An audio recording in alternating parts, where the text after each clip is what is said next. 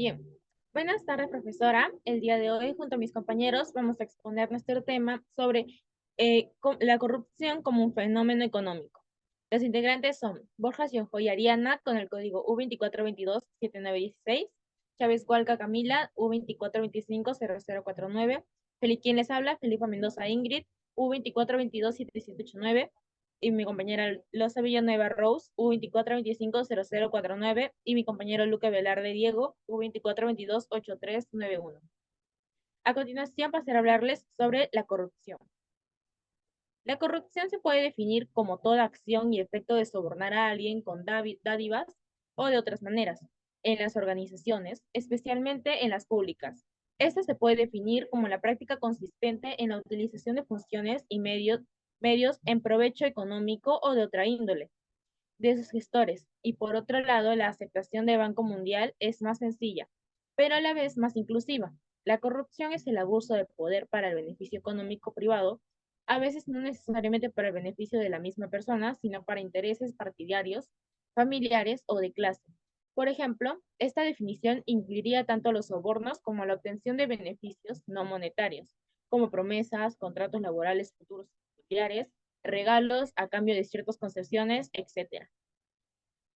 Ahora pasaré a hablarles sobre la relación con la escuela neoclásica. Es una de las principales preocupaciones del enfoque neoclásico, fue la asignación y distribución óptima de recursos en una sociedad. Además, apoyaron firmemente el libre comercio como un motor de desarrollo económico y como la forma de aprovechar ventajas comparativas de los países. Los neoclásicos consideran que una organización funciona para lograr objetivos y resultados concretos. Estos resultados y objetivos alcanzan cuando la organización opere de forma eficiente.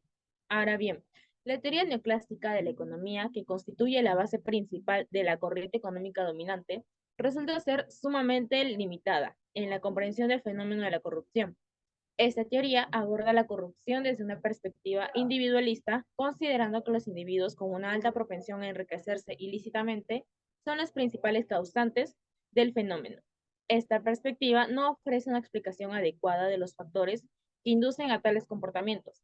Así, el modelo neoclásico se limita a describir la corrupción como el resultado de la acción de individuos que prefieren una obtención de beneficios ilegales sin proporcionar una comprensión completa de las causas. Por lo tanto, mientras que la teoría neoclásica ofrece un marco valioso para entender muchos aspectos del comportamiento económico, resulta insuficiente para abordar la complejidad de la corrupción, por lo que es necesario complementar esta visión con enfoques que consideren unas estructuras institucionales, como la historia social y los incentivos estructurales que proporciona la corrupción. A continuación, mi compañera pasará a hablarles. Conceptos económicos relacionados a la corrupción. En primer lugar, tenemos el crecimiento económico y desarrollo económico. El estudio de la problemática de la corrupción y crecimiento económico en el Perú es de suma importancia porque en la actualidad se ha convertido en su principal dificultad para su desarrollo económico y social. El fenómeno de la corrupción impide al Perú encarar sus problemas más graves, disminuyendo la inversión extranjera y nacional, generando desconfianza en las instituciones públicas, percibir que estas presentes sistemas corruptos, sin duda, variables tales como el crecimiento económico, corrupción y compatibilidad, guardando relaciones directas entre sí, ya que la corrupción disminuye el crecimiento económico y afecta seriamente a la compatibilidad de los sectores. En segundo lugar, tenemos la economía institucionalista. Es, es un concepto clave para entender el comportamiento. Es un concepto clave para entender el comportamiento institucional y sus relaciones con el de los individuos, proveniente de la teoría o las organizaciones es de las desacoples. Estas se refieren a la distancia entre las instituciones formales e informales o entre diseños institucionales voluntarios y el funcionamiento involuntario.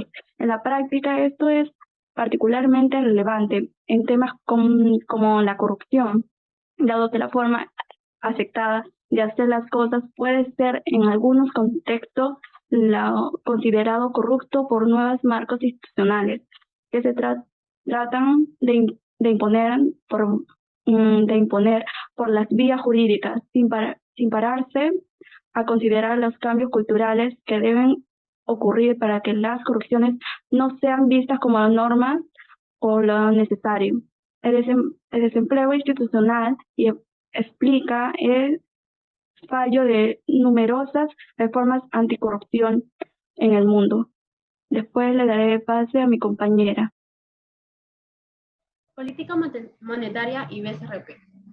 El Banco Central de Reserva del Perú, BCRP, juega un papel importante en la economía peruana. Su responsabilidad es mantener la estabilidad monetaria y financiera de un país. Una de las principales características de la independencia es su influencia en la toma de decisiones de manera política o gubernamentalmente directa. Esto se evidencia en un estudio realizado en 2022 sobre el índice de percepción de la corrupción de América Latina y el Caribe, ubicado en Perú en los 12 últimos puestos, siendo un factor que debilita el crecimiento del Perú. En este sentido, el BCRP ha adoptado medidas para prevenir y combatir la transparencia de creación de un sistema monetario de operaciones financieras sospechosas. Además, el BCRP ha trabajado estrechamente en la colaboración con otros organismos gubernamentales para promover la transparencia de lucha contra la corrupción en el país. La política comercial. La literatura establece esencialmente dos canales, a través de los cuales la corrupción puede afectar a los flujos de funcionamiento incorrecto del marco legal, el que tiene un lugar de operaciones. Este tipo afecta la efectividad de los contratos generados incertidumbres y desdichamientos en la transición internacionales, al incrementar la imposición en un arancel. Por otra parte, si las barreras tanto arancélicas no son arancélicas, son muy elevadas y sobornos de frontera pueden actuar como catalizadores del comercio, ya que servirían para superar estos obstáculos. Le hago el paso a mi compañero. Continuando, ahora hablaremos sobre el CEPLAN. El CEPLAN es un organismo técnico especializado que contribuye en el mejoramiento de la calidad de vida de la población y el desarrollo sostenible del país. La integridad del CEPLAN es el conjunto de orientaciones dirigidas a fortalecer la capacidad preventiva y defensiva de las entidades frente a la corrupción y diversas prácticas contrarias a la ética. Desde la normativa vigente, dichas orientaciones se organizan de manera sistemática en una estructura de trabajo de 9 componentes sobre la base de conceptos y pautas específicas a nivel organizacional, que a la fecha contribuyen al estándar peruano de integridad y un marco de trabajo para implementar el enfoque de integridad en la entidad. Otro punto más importante es el análisis desde una perspectiva macroeconómica, que dice que la corrupción implica costos económicos directos e indirectos que afectan gravemente al desarrollo de los países. Entre los costos directos se encuentran los sobornos solicitados por proveedores de servicios que impactan negativamente la calidad de los resultados sociales. Desde una perspectiva macroeconómica, la corrupción afecta el crecimiento económico de múltiples formas, como lo son las sobreinversiones en búsquedas de rentas económicas, donde los recursos se desvían a las actividades productivas hacia prácticas corruptas.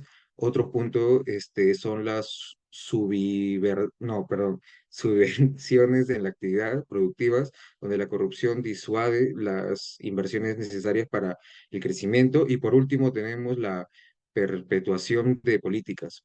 La corrupción contribuye a mantener políticas que no favorecen al desarrollo. Le doy el pase a mi compañera Ariana. Ahora hablaremos acerca de la corrupción desde una perspectiva microeconómica. En primer lugar, tenemos que asumir que el corrupto es un agente consumidor de bienes y servicios, quien trata de alcanzar la máxima utilidad o satisfacción posible con sus decisiones de consumo. Esto quiere decir que es un agente que maximiza una función de utilidad. Este corrupto trata de maximizar el ingreso neto de sus conductas delictivas, tratando de incrementar sus ingresos totales y minimizando los costos totales. Se asume que cuanto mayor sea el nivel de corrupción, mayor será el nivel de ingreso bruto captado por el corrupto. De la misma manera, mayores niveles de corrupción generan mayores costos. Es decir, el ingreso marginal y el costo marginal de esta actividad de corrupción viene a ser positiva. También se asume que en la medida en que aumenta el nivel de corrupción, el costo también aumentará de forma creciente. El corrupto trata de generar para sí el mayor ingreso total posible con sus actividades delictivas, pero a la vez enfrenta una serie de costos, los cuales tienen que ser confrontados con el ingreso. El corrupto aquí cometerá actos de corrupción hasta el punto en que el ingreso adicional que le genera este último acto corruptivo sea igual al costo adicional del mismo. En conclusión, tenemos que decir que la corrupción tiene un impacto negativo profundo en la economía, afectando tanto a nivel macroeconómico como microeconómico. En la economía, la corrupción puede desalentar la inversión extranjera y nacional, mientras que en la microeconomía puede aumentar los costos operativos para las empresas. Además, tiende a erosionar la confianza pública en las instituciones, lo que puede reducir la eficacia de las políticas económicas. Muchas gracias.